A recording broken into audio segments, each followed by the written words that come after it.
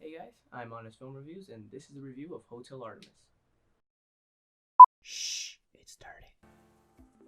Now, when I officially first saw the trailer, I was a bit confused. I couldn't figure out the motives of the characters, I couldn't find out what the plot was supposed to be about. It was kind of just all over the place for me, but then again, I'm kind of slow. But I did like it. It was a very good, well thought out trailer. It did do really good putting it together. Um, all the action sequences, there wasn't any fake fake clips that they added in there just to reel in other characters, which was cool. Um, every scene that they used in there was from the movie itself. Um, anyway, back to initial thoughts. I was a bit confused. I didn't know how Drew Pierce wanted the movie to turn out, like what direction he was heading. Um, which is totally cool because he did co-write Iron Man 3, and it was kind of a mix between like serious and like dark humor, and it was exactly what we got. Now the synopsis here, I'm gonna just read it off the notes. A huge riot broke out in 2028 Los Angeles. That day, it just so happens everything goes sideways. Disgruntled thieves make their way to Hotel Artemis, a member-only hospital for criminals.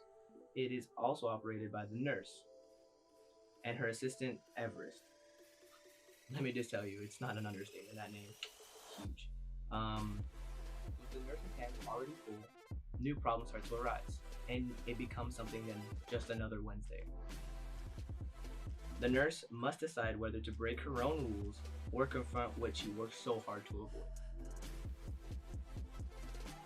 Now, as I sat there watching that movie, I never once looked at my phone or went to go do something like go to the bathroom, go get more drink.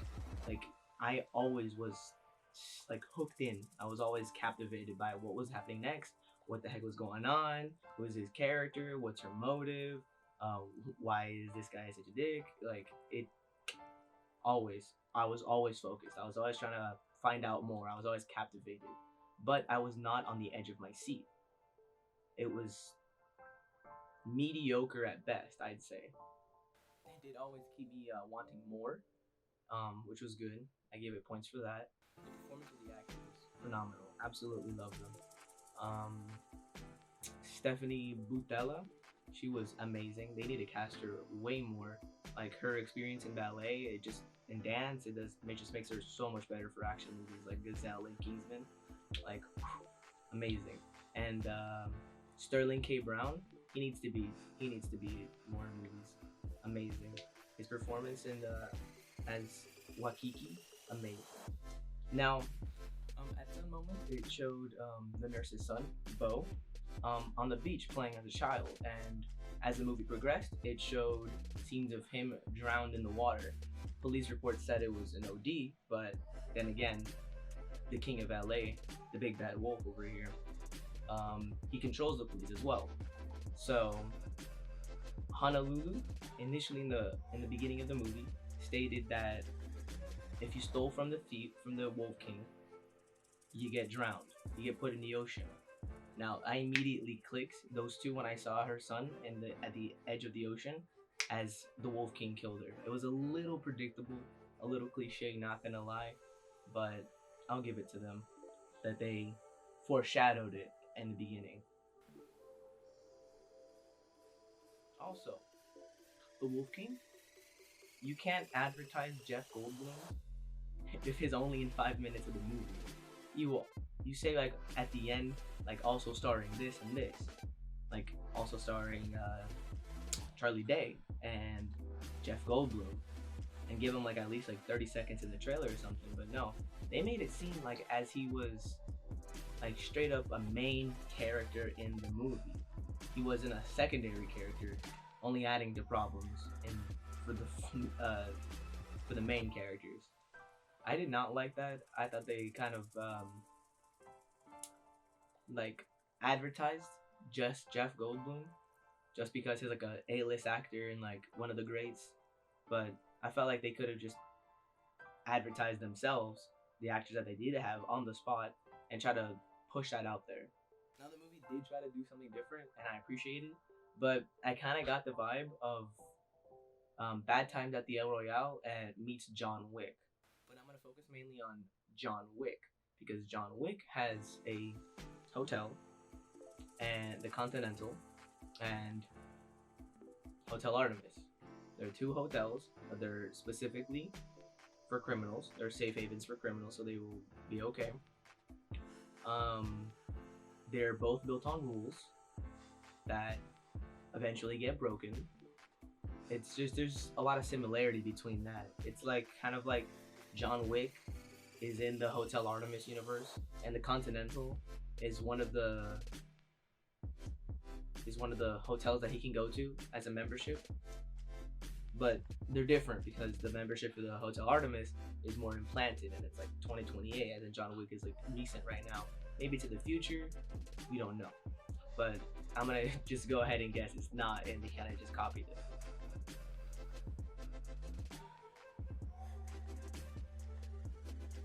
Also, they try to pull off that I'm out of that life, but that life isn't out of me type of movie.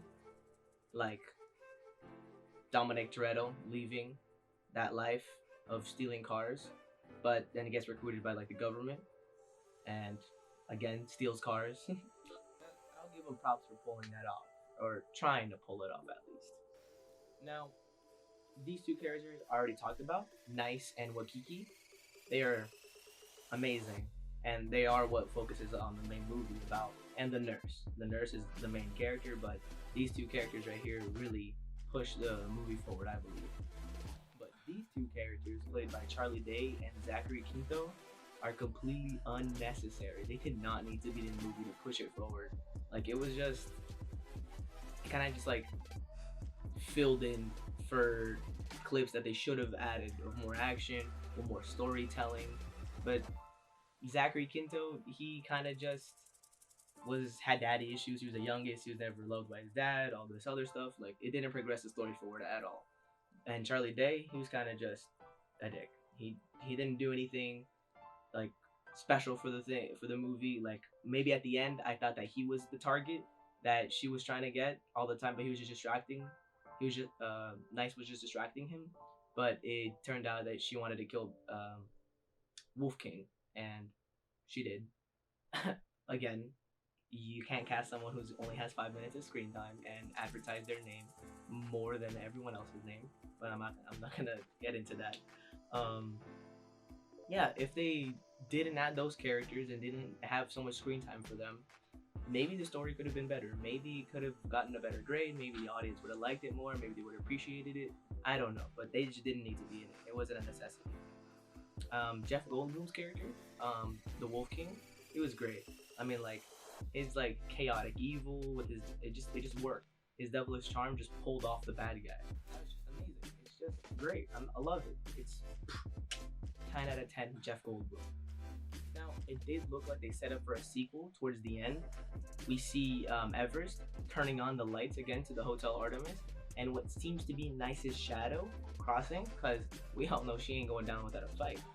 And we all know Wakiki already got away in a Chevy Nova, but I don't think the nurse will be in this one. I think she's more going to be on the run. She's going to be helping criminals, like along like a free hospital, kind of like the night nurse for Marvel.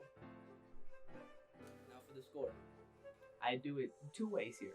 I do raw score, which is what the critics give it, and personal score, what I give it. And on that note, Hotel Artemis for a raw score got 6 out of 10 morphine shots.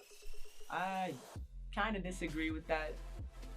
It was kind of a movie for a specific type of people. They didn't, I feel like the critics couldn't see that. I'm also basing these critics off IMDb and not Rotten Tomatoes. Rotten Tomato critics have no idea what they're talking about. They're just so bad. Their audience reviews and their critic reviews are two different types of score. They should be similar, but no. Critics, I think, are overly criticizing the movies. I just don't like Rotten Tomatoes. I'll be going with IMDb. The movie was not terrible, but it wasn't good. Or well, wasn't great, I should say. It was just good. And 6 out of 10 is kind of just in the more terrible range. I saw what he was trying to pull off. He just needed to complete the circle. You know, he got almost like halfway there, and he kind of just left it. Kind of like he had a deadline. The movie's only like an hour and a half long, and maybe he couldn't get exactly what he needed by the deadline, and he kind of just rolled with it. That's what it kind of seemed to me. That's what probably most directors do, but he should know better. He's a good writer. He should know how the production works. I don't know. I don't know how it works. Maybe that's him. Now, director Drew Pierce did state in an interview with CQ, I believe,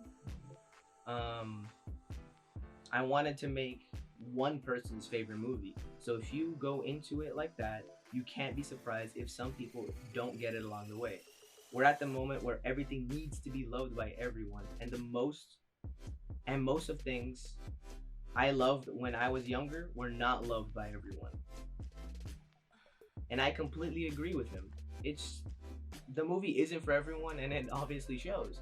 I personally liked it, but most people did not like it. Everyone thought it was a little slow. Maybe they were confused. It's just like Bad Times at the El Royale. I didn't get anything until the end, but Bad Times was able to pull it off. That's the difference between that movie and this movie.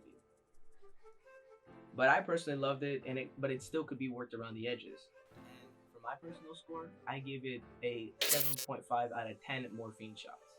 Again, I'm Marcos, and this is Honest Film Reviews. See ya.